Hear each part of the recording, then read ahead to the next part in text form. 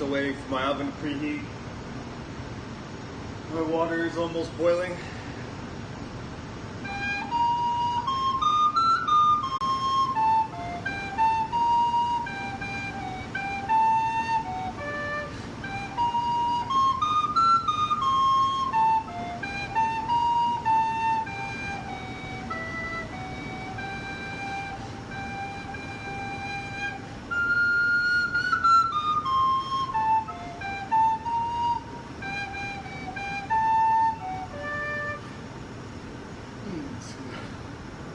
To belch. Oh, excuse me.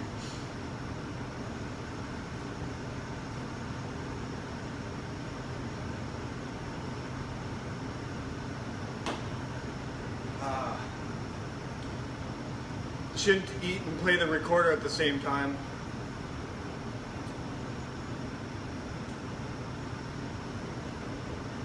Almost ready to go here.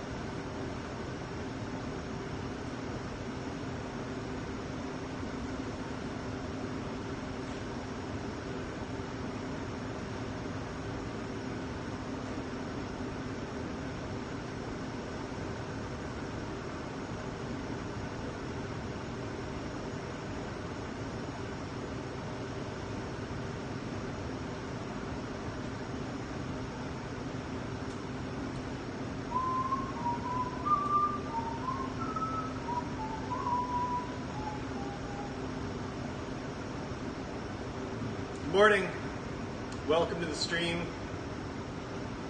Just waiting for my oven to preheat, and it's almost there. It's at 364 right now.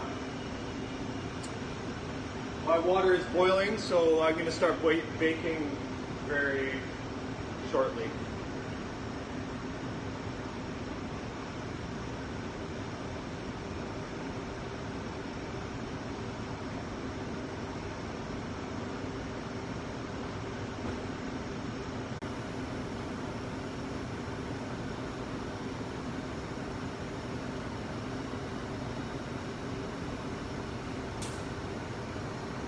I think we have time for one more song.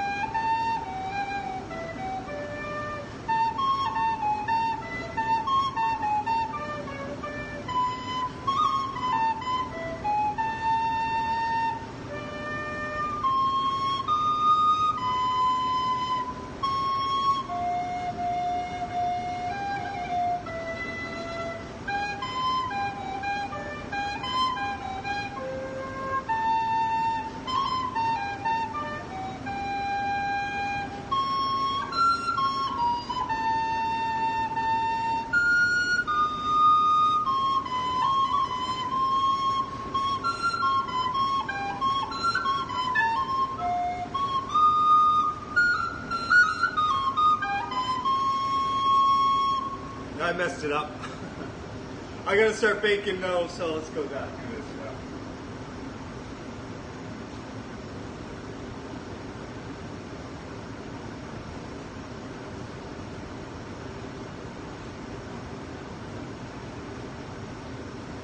Gotta add some honey to the water.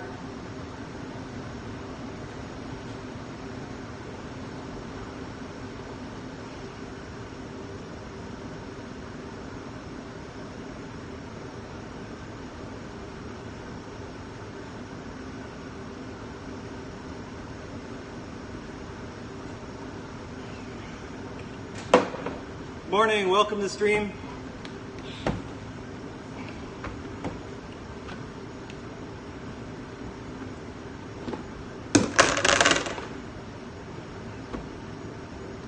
Fresh honey. Fresh. That's fresh as it can be, I guess.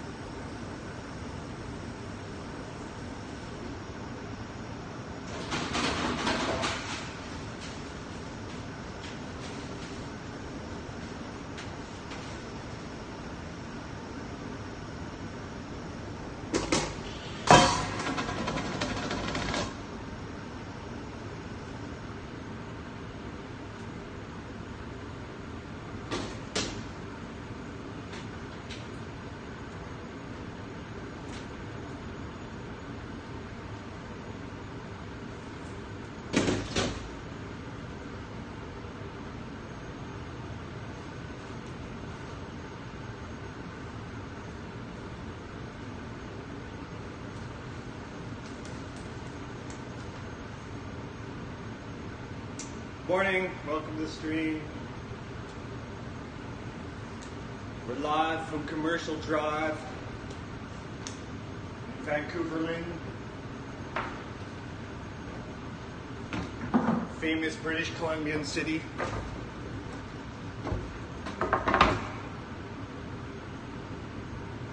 Vancouverland, famous Vancouver, famous British Columbian city.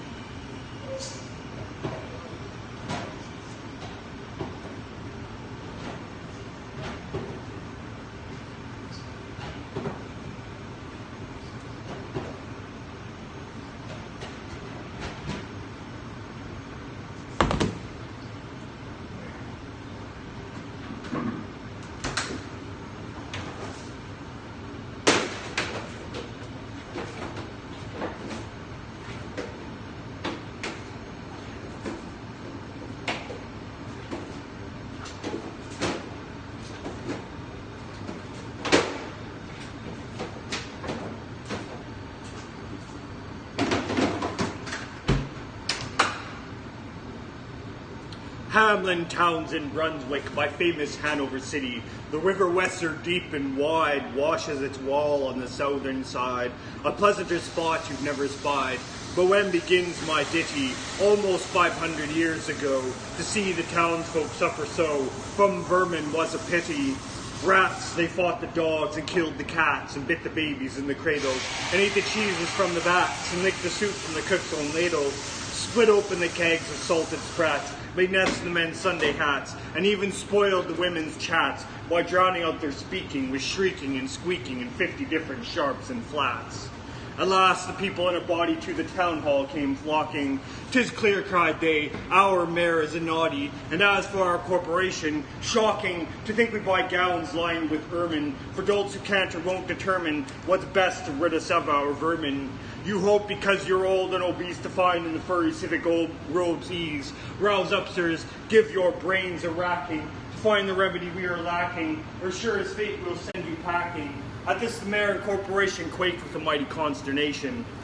An hour they sat in council. At length the mayor broke silence. "For a guilder I'd my ermine gown sell. I wish I were a mile hence. It's easy to bid one rack one's brain. I'm sure my poor head aches again. I scratch it so, but all in vain. Oh, for a trap, a trap, a trap."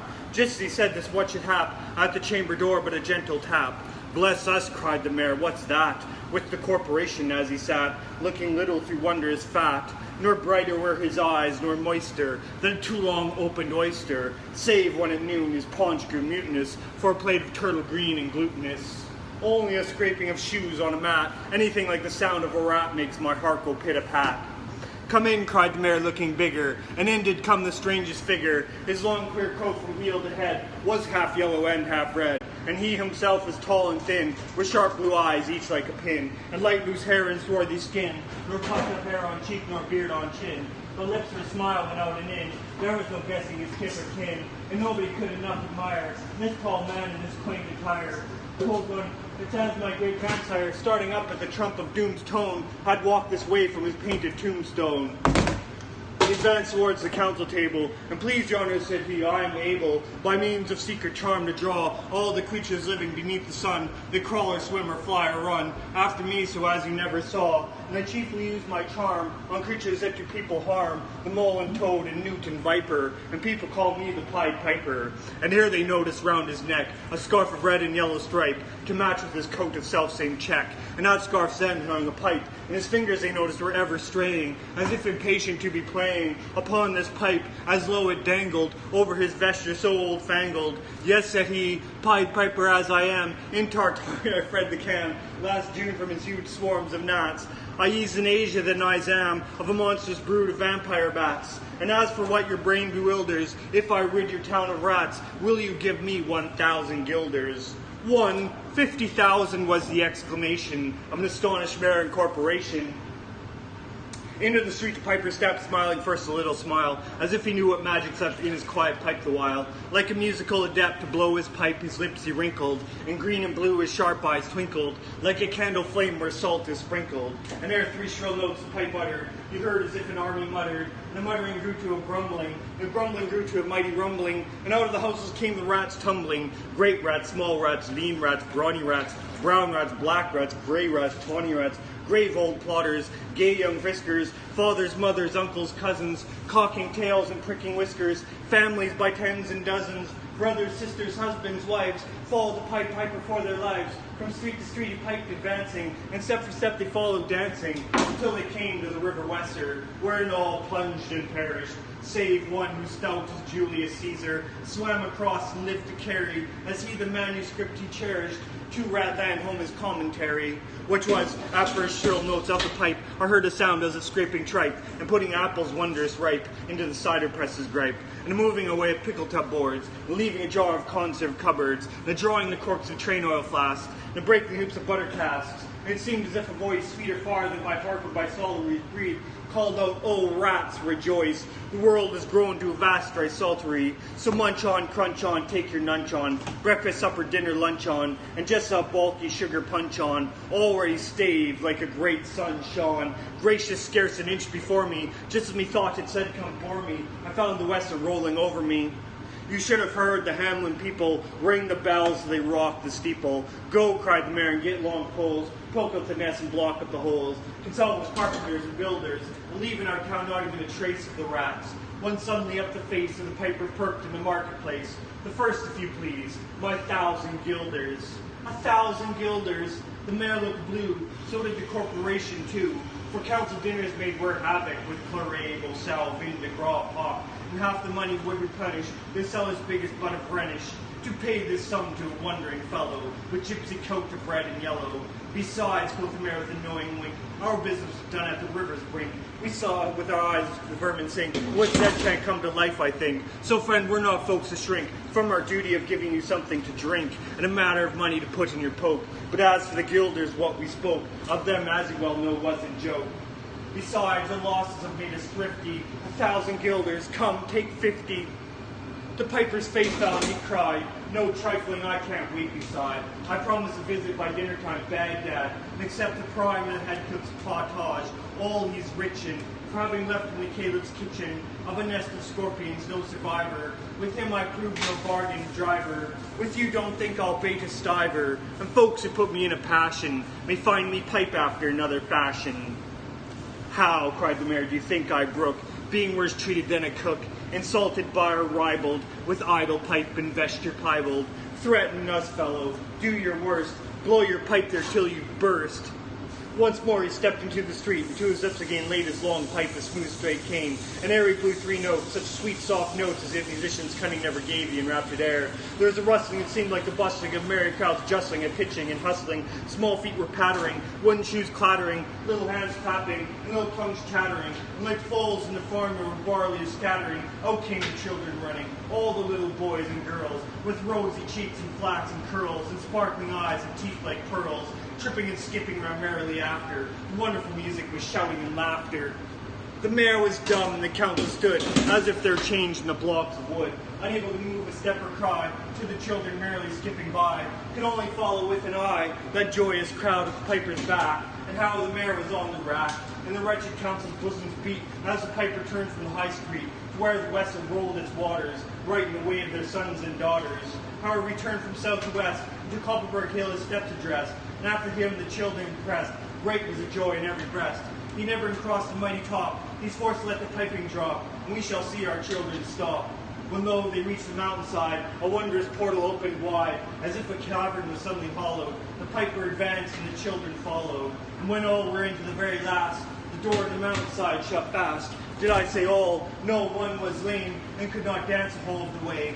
And in after years, if you would blame his sadness, he was used to say, it is dull in a house with my playmates left. I can't forget that I'm bereft of all the pleasant sights they see, which the piper also promised me. For he led, as he said, to a joyous land, joining the town and just at hand, where waters gushed and fruit trees grew, and flowers put forth a fairer hue, and everything was strange and new. The sparrow was bred in a peacock here, and her dogs are ran our fellow deer, and honeybees had lost their stings, and horses were born with eagle's wings. And just as I became assured, my lame foot be speedily cured, the music stopped, and I stood still, and found myself outside the hill, left behind against my will, to go now limping as before, and never hear of that country more. Alas, alas for Hamelin, that came into many a burgher's pate, a text which says that heaven's gate opes the rich at his easy rate, as the needle's eye takes a camel in. The mayor said east, west, north, and south, to offer the piper by word of mouth, wherever was men's lot to find him, silver and gold to his heart's content, if he would return the way he went, and bring the children behind him. But when they saw it, he was lost and never. The piper and dancing were gone forever. They made a decree that joy was never. They think their records dated duly, if after the day of the month and year, these words did not as well appear.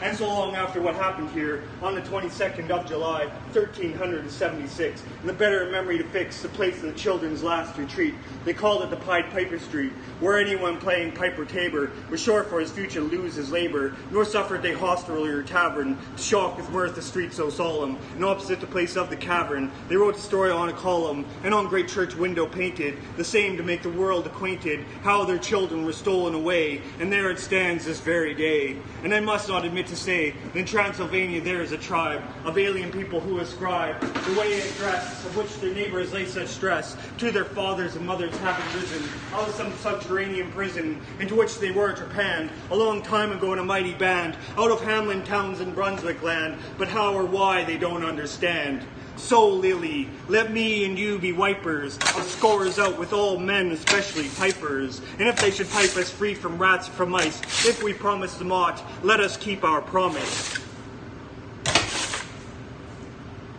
That was the Pied Piper of Hamelin by Robert Browning. Almost mistake-free.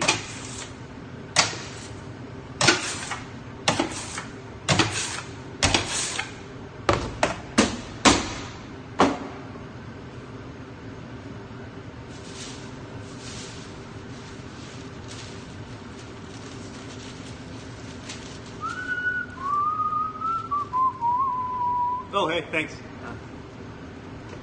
I've been doing it a while now. Takes practice to get down like that.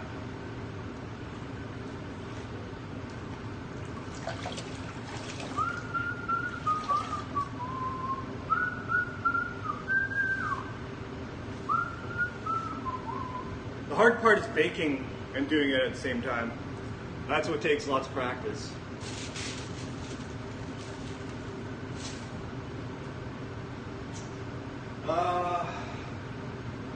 So we got one batch in the oven and one in the pot.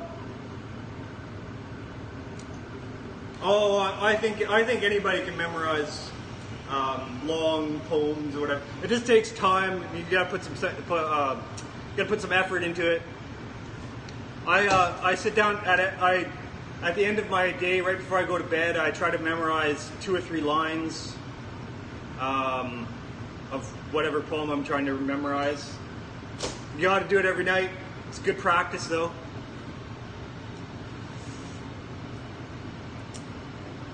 It makes me feel like the poem is part of me. I love that. Like memorizing a poem is just like a way to get really to develop an intimate understanding of a poem. I love that poem, so. And now that I have it completely memorized, it feels like it's part of me. Like I'm like its author. I feel like its author.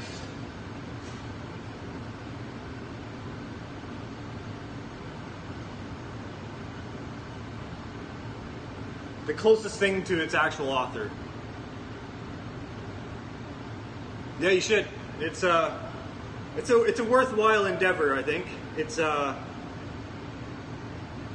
helps with concentration and I don't know. I feel like I've really developed my memory by doing it. Just in like everyday life, it has improved my memory. It's a good exercise. Aging brains need to be exercised just as much as aging bodies do. Oh, I went to university. I studied English literature when in my undergrad, my undergraduate degree. So my love of poetry goes back to my early teens. I remember reading Jim Morrison. One of his poetry books, and the first novel I read was J.R.R. Tolkien's The Hobbit when I was 13 or 14. And there's poetry all throughout the Lord of the Rings. It's the Pied Piper of Hamelin. It's by Robert Browning. He's a Victorian poet. He wrote I memorized another poem by him. It's called Child Roll into a Dark Tower Came. He's one of my favorite poets, though. He's a Victorian poet. You should check him out. His wife is also a poet, Elizabeth Browning. She's quite good. Yeah, I love The Hobbit. And that's where I sort of got my first introduction to poetry. It was through through the Lord of the Rings series, because there's poetry and songs throughout the whole book. I should memorize some of those poems. I need to go back to those. I should read his new book, The Fall of Gondolin or whatever. I should read it. It's been a while since I've read the Lord of the Rings book.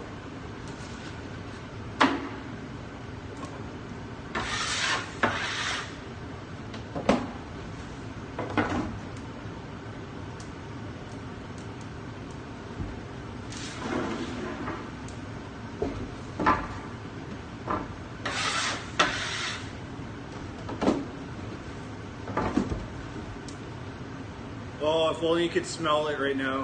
It smells like these mahogany boards starts to smoke a little bit. I love that smell.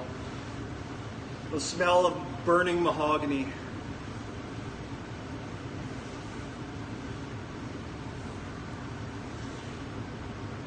and the sesame seeds in the oven right now. It's making me hungry.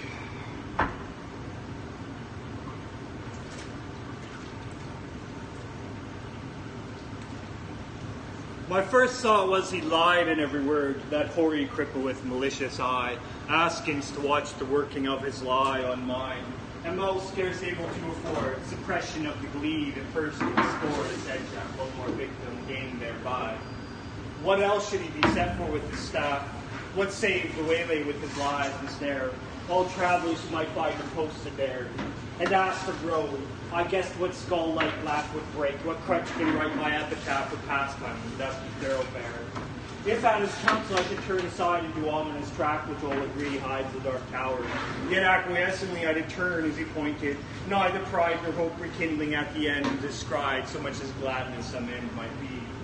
For what with my whole world wide wonder, what with my search drawn out through years, my hope dwindled into a ghost not fit to cope with that obstreperous joy success would bring.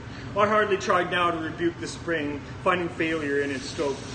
As a sick man very near to death seems dead indeed, and feels begin and end the tears, and takes the farewell of each friend, and hears one bid the other go, draw breath freely outside, since all is over, he saith, and the blow fallen no grieving can amend. While some discuss if near other graves be room enough for this, or when a day suits best for carrying the corpse away, with caribou banners, scarfs, and staves, and still the man hears all and only craves, he may not shame such tender love and stay. Thus I had for so long suffered in this quest, heard failure prophesied so oft being writ, so many times among the band to wit, the knights who to dark towers search address their steps, the just to fail as they seem best, and all doubt was now should I be fit. So quiet as despair I turned from him, that hateful cripple, into the highway, and he pointed. Lost it. Estela. Good morning. Welcome to stream. I'm trying to recite some poetry. I just lost my place in the poem though. Yeah. There we go. Here's our second batch.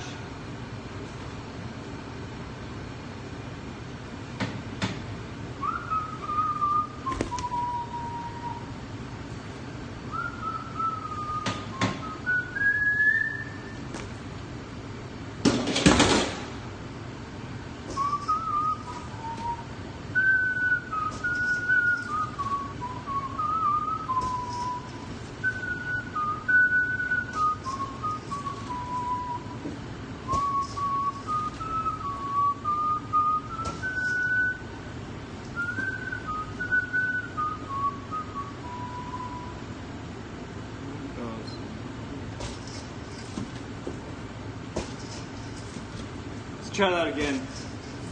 My first thought was he lied in every word, that hoary cripple with malicious eye, askance to watch the working of his lie on mine, and most scarce able to afford suppression of the glee that pursed and scored its edge at one more victim gained thereby.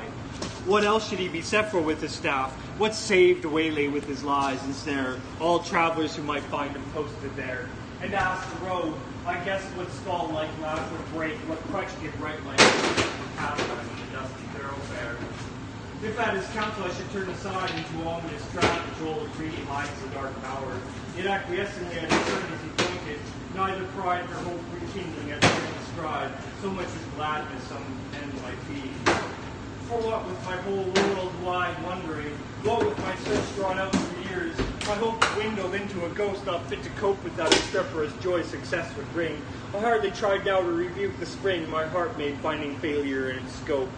As a sick man very near to death seems dead indeed, and feels begin and end the tears, and takes the farewell of each friend, and hears one bid the other go, draw breath freely outside, since all is over, he saith, and the blow fallen no grieving can amend. While some discuss if near other graves be room enough for this, and when a day suits best for carrying the corpse away, with caribou banners, scarfs, and staves, and still the man hears all and only craves, he may not shame such tender love and stay. Thus I had for so long suffered in this quest, heard failure prophesied so oft being writ, so many times among the band to wit, the knights who do to dark towers search address their steps, that just to fail as they seem best, and all doubt was now should I be fit. So quiet as despair, I turned from him, that hateful cripple, out of his highway into the path he pointed. All the day had been a dreary one at best, and Jim was settling into its close, yet shot one grim red leer to see the plane catch its stray. For mark, no sooner was I fairly found, pledged the plane after a pace or two, then pausing to throw backward a last view. Over the safe road 'twas gone, grey plain all round, nothing to the plain's horizon to bound. Oh my God, I lost it again.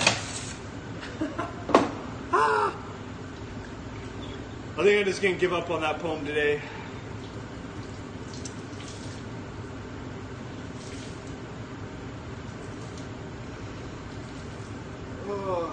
I need a vacation. I haven't had a vacation in a whole year. More than a year. I went to Mexico in 2017. That was the last time. In January 2017. It's ridiculous.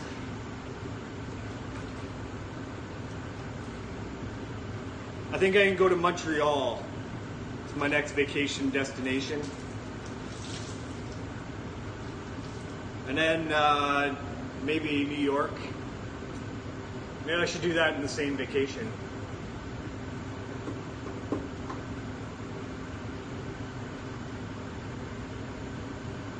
I could fly to Montreal and then take a train to New York and then fly New York to Vancouver. That is not very cheap though.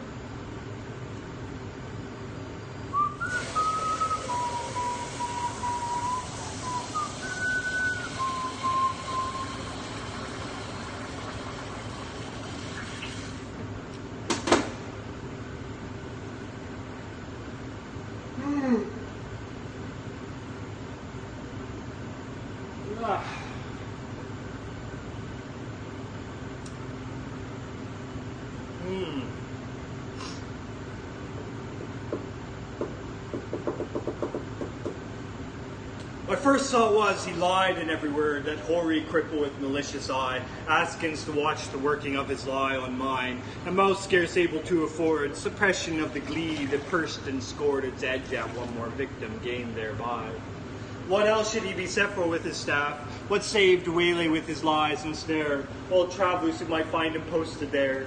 And ask the road, I guessed what skull-like laugh would break, what crutch can write my epitaph for pastime in the dusty thoroughfare. If at his counsel I should turn aside into ominous track which all agree hides the dark tower, yet acquiescing I did turn as he pointed, neither pride nor hope rekindling at the end descried, so much as gladness some end might be. For what with my whole world wide wondering, what with my search drawn out through years, my hope dwindled into a ghost not fit to cope with that obstreperous joy success would bring. I hardly tried now to rebuke the spring my heart made finding failure in its scope. As a sick man very near to death seems dead indeed, and feels begin and end the tears, and takes farewell of each friend, and hears one bid the other go, draw breath, freely outside, since all is over, he saith, and the blow falling no grieving can amend. While some disgust near the grave do room enough for this, and when a day seems best for carrying the corpse away, with care about banners, scarfs, and staves, and still the man hears all and only craves, he may not shame such tender love and stay. Thus I had for so long suffered in this quest, heard failure prophesied so oft being writ, so many times among the band to wit. The knights who to dark tower search addressed their steps, that just to fail as they seemed best, and all doubt was now should I be fit. So quiet as despair I turned from them, the hateful cripple, out of his highway into the path he pointed, all the day had been a dreary one at best, and Jim was settling into its close, yet shot one grim red leer to see the plane catch its astray. For mark, no sooner was I fairly found, pledged the plane after a pace or two, then pausing throw backward a last view, over the safe road 'twas gone, grey plain all round, nothing but plain to the horizons bound. I must go on, naught else remained to do. So on I went, I think I never saw such storm ignoble nature. Nothing throve, for flowers as well expect as cedar grow, but chortle and spurge according to their law, might propagate their kind with none to awe. You'd think a bird had been a treasure trove. no pender inert to sing grimace, in some strange sort were the land's portion.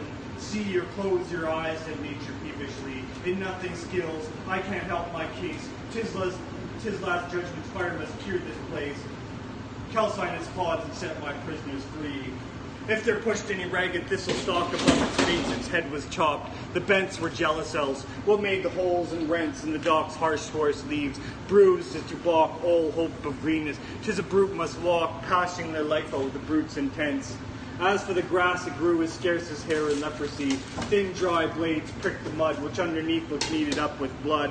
One stiff, blind horse, his every foot in a stare, stood stupefied however he came there, thrust out past service in the devil's stud. Alive, he might be dead for aught I know, with red gaunt and callop neck astrain, and shut eyes beneath the rusty mane. Seldom went such grotesqueness with such woe. I never saw a brute I hated so. He must have been wicked to deserve such pain. I shut my eyes and turned them on my heart, as a man calls for wine before he fights. I asked one draught for earlier, happier sights. Ere fitly I could hope to play a part. Think first, fight afterwards, a soldier's art. One taste of all time sets all to rights. Not it. I fancied Cuthbert's reddening face beneath its garniture of curly gold. Dear fellow, till I almost felt him fold. An arm and mind fixed me to that place, that way he used. Alas, one night's disgrace. Oh, at my heart's new fighter and left it cold. Giles, then, the soul of honor, there he stands. Frank as 10 years ago a knight at first. An honest man should dare, he said he durst. Good, but the scene shifts. Fall what hangman's hand pinned to his breast of parchment. His own band reads it. Poor traitor spit upon and cursed.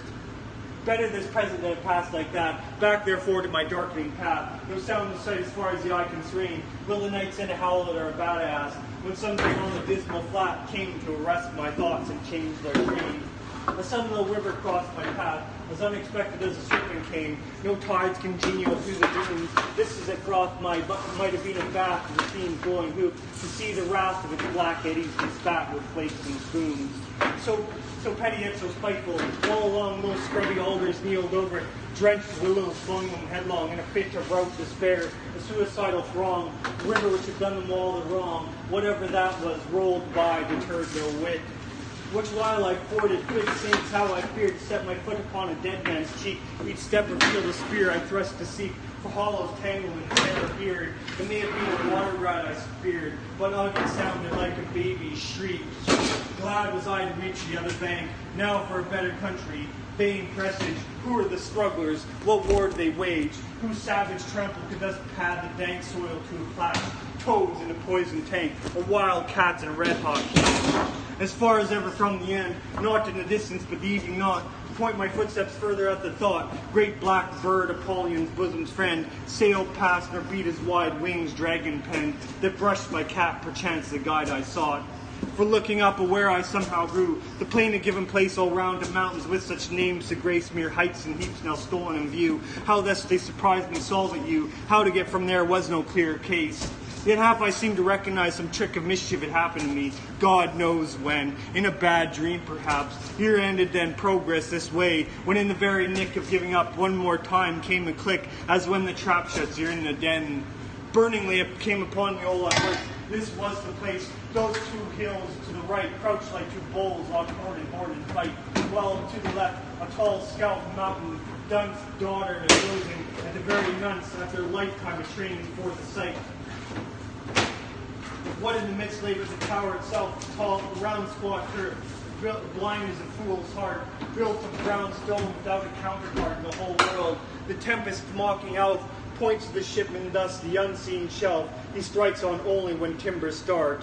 Not sea, because of night perhaps, why day came back for that. Behind it left the dying sunset, kindled through a cleft. The hills like two giants in the hunting lay, chin upon hand to see the game at bay, now stab and end the creature to the heft. Not here, when noise was everywhere, it told, increasing like a bell, names in my ears, of lost adventurers, my peers, how such was strong and such was bold, and such was fortunate yet each of old, lost one moment now behold years. There they stood, ranged along the hillside bed.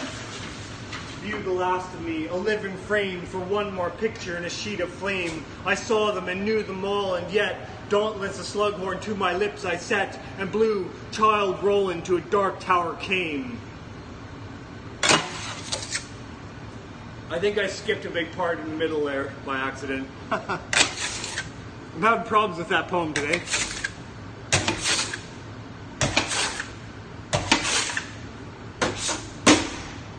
It's been a few days since I practiced it. I don't blame that.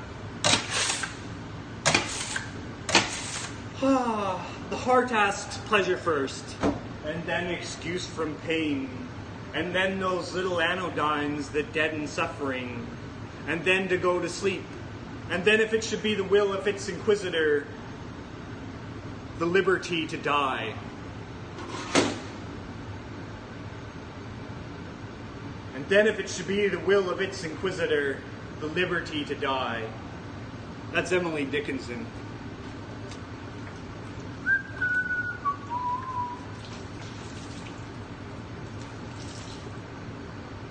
On the first part of the journey, I was looking at all life. There were plants and birds and rocks and things. There were sand and hills and rings.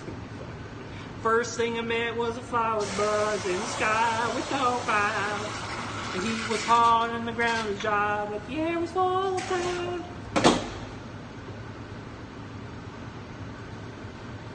Well, I've been up through the desert on a horse with no man. It felt good to be out in the rain. In the desert, you can't remember your name, 'cause there ain't no one fun to keep your name. La la la la la la la la la la la.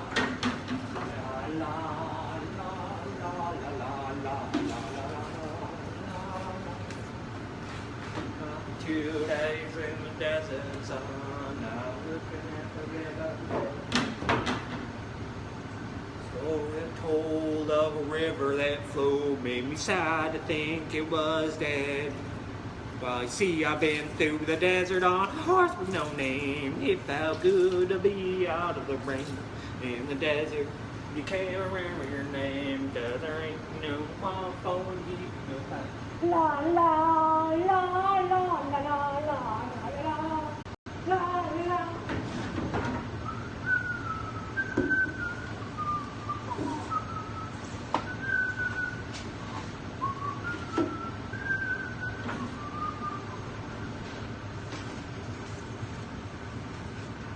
Is it done? Is it done? Is it done?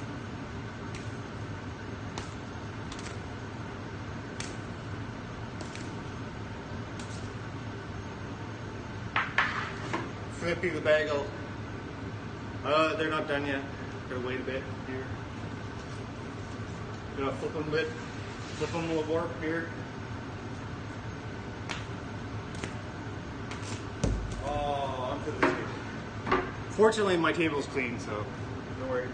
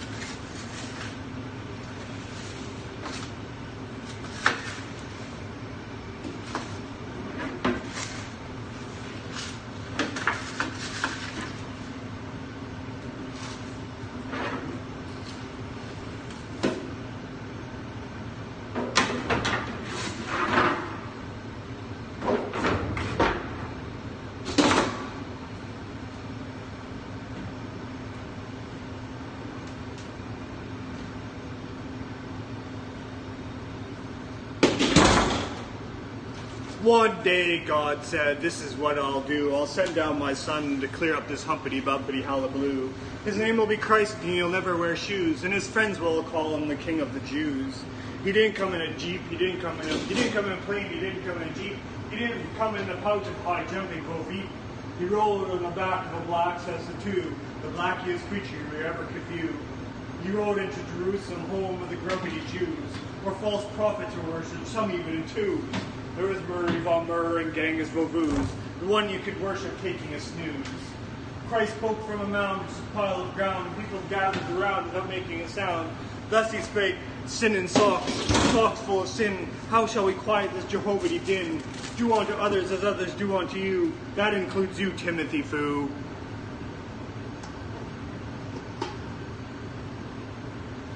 The Superman of this channel. Oh, you're a super fan. Oh, thank you for. Oh, yeah, super fan. Thanks for being a super fan. I like super fans.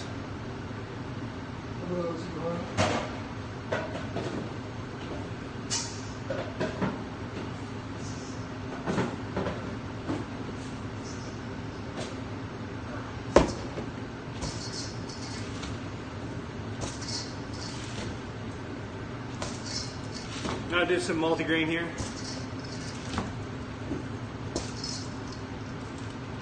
Oh, hey, thank you. Thank you very much. I appreciate the support. Thank you. I don't put a lot of work into promoting this channel or anything, so I appreciate your effort. That's very kind of you. Thank you.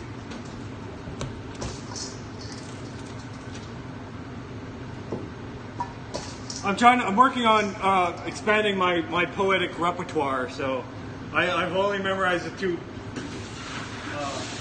long poems and a couple of short poems, and yeah, so. Oh, thank you. Yeah, it's sort of different from the usual thing that's on Twitter.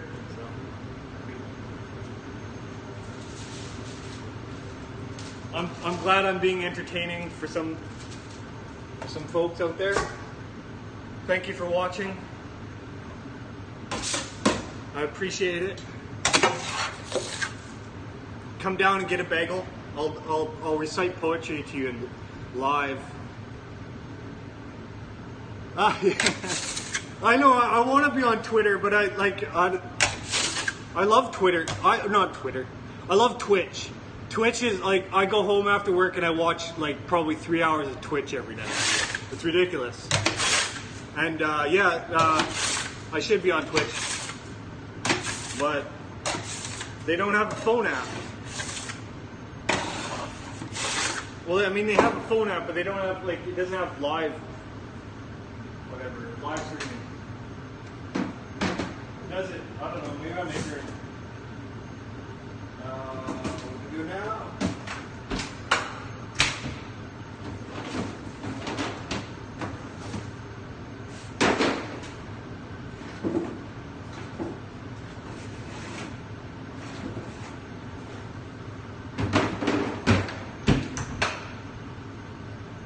Yeah, I'm a huge fan of Twitch. I love Twitch. Twitch, the value, Prime membership is almost worth it just for Twitch. It's insane. Oh yeah, yeah. That's a good watch. I love watching that game. I watched some guys play the second one. It wasn't very popular on Twitch though. I don't know, gamers didn't really, it didn't get, it wasn't very well received or whatever. I grew up playing Warhammer. I had the board game. Well, I had the board game, but I think I painted a few of the miniatures. I grew up in a small town, so I didn't have a lot of friends to play with, so. The one friend that I had was sort of interested, and we tried playing one game, and he lost interest, so. I should look for that. I think I probably still have that board game sitting around. I love Warhammer. The Warhammer world is awesome. I love the. I like the Pied Piper is.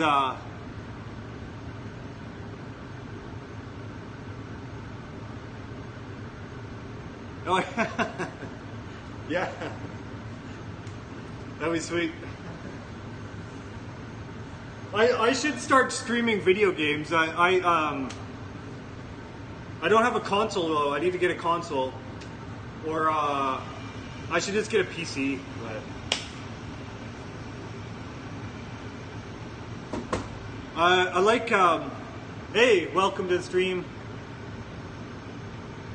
I'm doing well, thank you. I'm a baker. Get Xbox? Yeah. I know. I'm such a huge Nintendo fan. I was thinking about getting the Switch, but. I know it's not very good for streaming.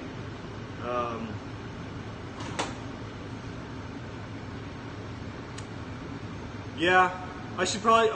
I might get an Xbox. I don't know.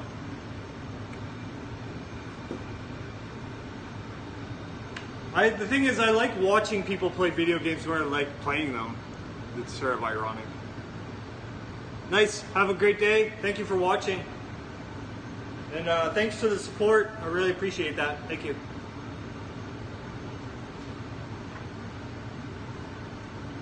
I'm glad that I'm entertaining some people out there. That's what I'm here for. I want to be entertaining. I want to be uplifting. I want to be inspirational. Because that's what this world needs right now. It needs happy, inspirational people. Even if they're not happy. That was sort of ominous. I shouldn't have said that. Oh my god. Pretend to be happy, even if you're not.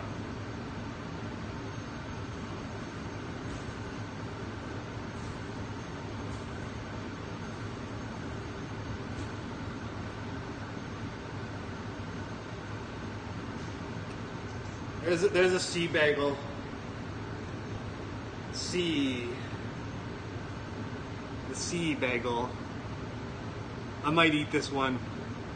We don't sell these ones because there's. I guess it could be you. I love you. I see you.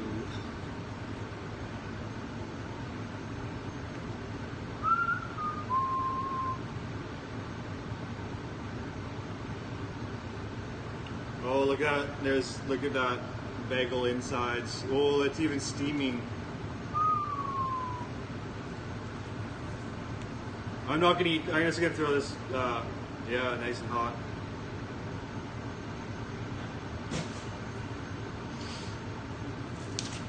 I need to change my gloves now.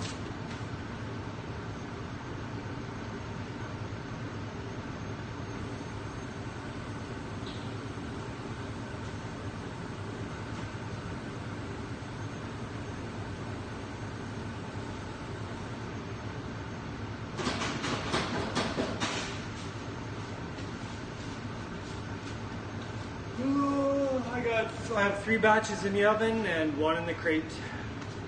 Yeah, I mean, I want to be on Twitch. Get me on Twitch. My name's Steven.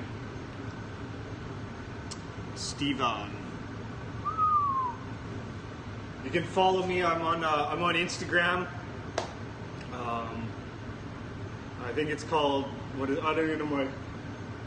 What's that, like Steven Tooney? As in two knees.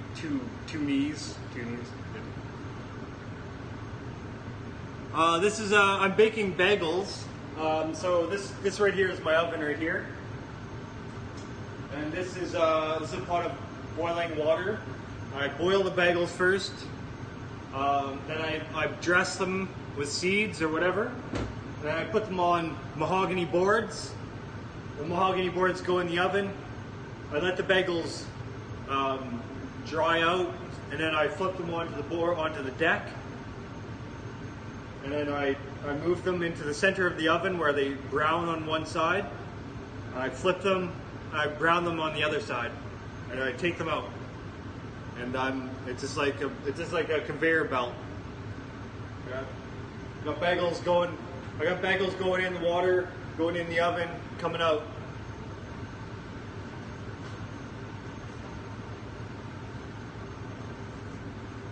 That's the input, and there's the output, right there.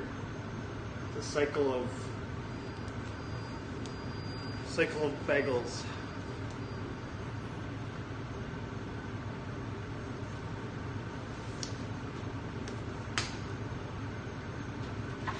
It's a bagel fountain, a rainbow of bagels, cascade, an avalanche, tsunami,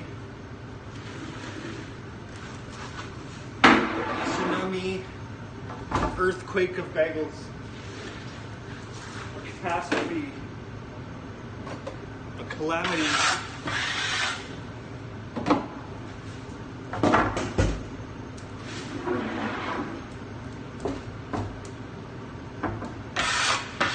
Thank you. Have a good day. Thanks for watching, y'alls. So I got three in the oven, and I'm gonna see. You can see the steam come off my boards. They're really hot.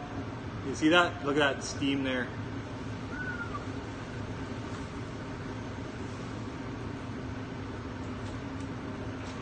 Steaming hot boards.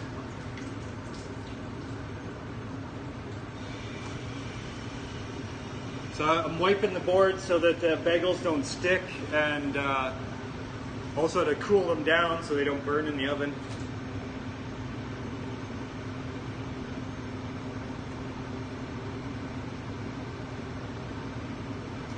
There we go. We got 3 in the oven and 1 in the pot.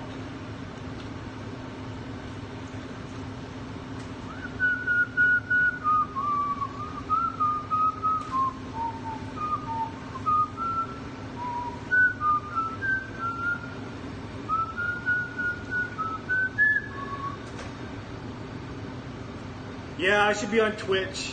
I want to be on Twitch. Who out there thinks I should be on Twitch?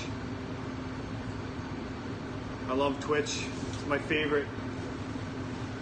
Amazon was brilliant for buying that. I think that's probably their best purchase of all the things they bought. Twitch is probably the biggest deal. It's the future. I'm making bagels. I'm making bagels.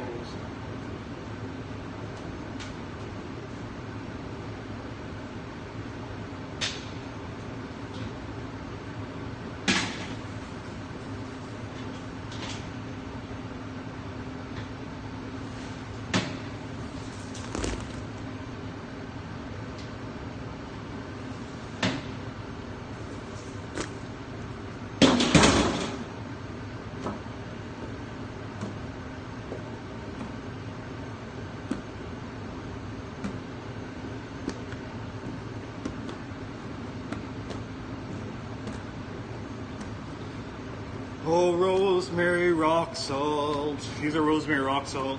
These are our signature bagels. They're very, very good.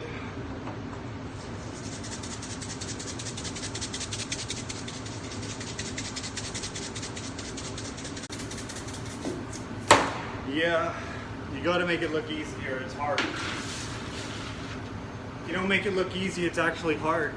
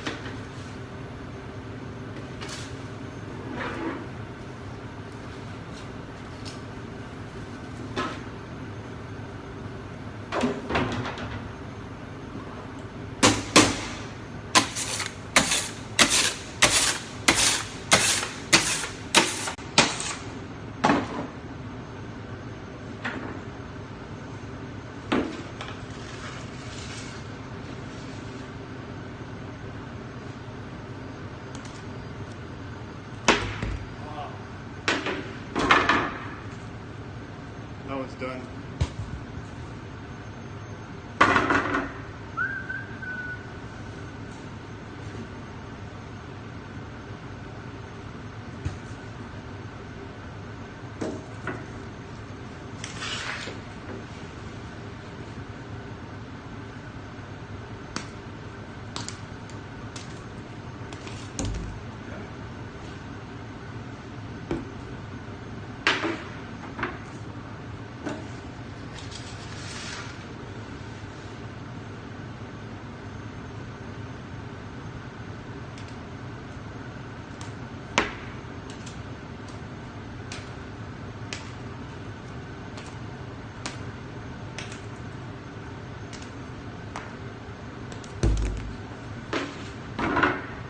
My table's clean, don't worry.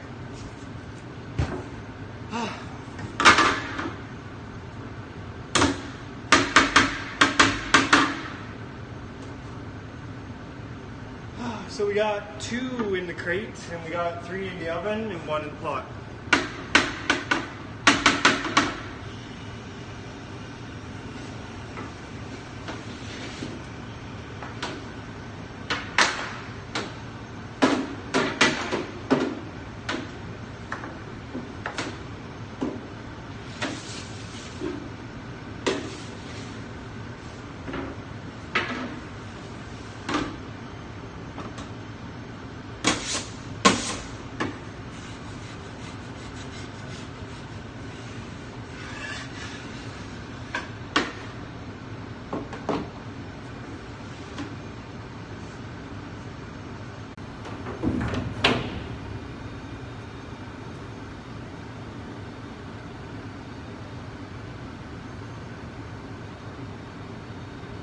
Yeah.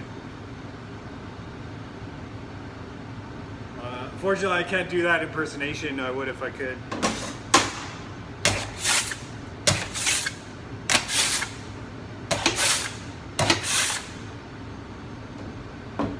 Let's cook that.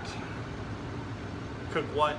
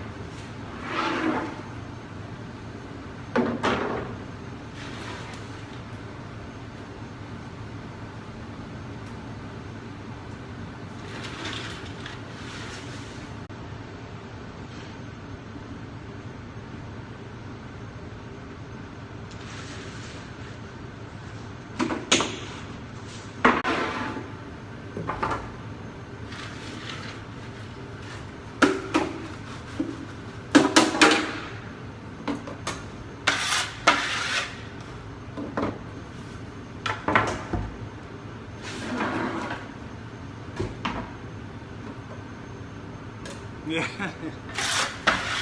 I want to eat a bagel right now too. I can't because I'm working.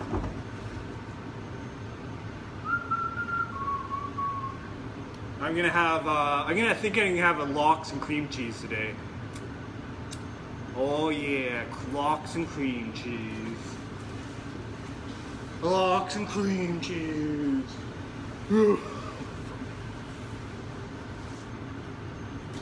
Hey, thanks for watching. Have an excellent morning.